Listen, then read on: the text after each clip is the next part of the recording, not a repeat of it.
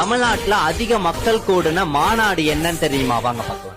மதுரை பாராபத்தி கிராமத்துல ஆகஸ்ட் 21 நடந்த தமிழக வெற்றி கழகத்தோட 2வது மாநாட்டுல 14.78 லட்சம் பேருக்கு மேல வந்ததா சொல்லப்படுது. விழுப்புரம் மாவட்டம் விக்கிரவாண்டியில நடந்த தமிழக வெற்றி கழகத்தோட முதல் மாநாட்டுல 10 லட்சம் பேர் கலந்ததா சொல்லப்படுது. மதுரையில ஜூன் 22ஆம் தேதி நடந்த மிக பிரம்மாண்டமான முருகன் மாநாட்டுக்கு 5 லட்சம் பேர் வந்ததா சொல்லப்படுது. 2018ல ஈரோடுல நடந்த டிஎம்கே மாநாட்டுல 2 லட்சம் பேர் வந்ததா சொல்லப்படுது. 2018 மதுரை மாவட்டத்தில் நடந்த ஏடிஎம்கே நடத்திய எம்ஜிஆர் நூற்றாண்டு மாநாட்டுல 2 லட்சம் மக்கள் வந்ததா சொல்லப்படுது. 2025 மே 11ஆம் தேதி மாமல்லபுரத்தில் நடந்த சித்திரை பௌர்ணமி வன்னியர் இளைஞர் மாநாட்டுல 10 லட்சம் மக்கள் வந்ததா சொல்லப்படுது.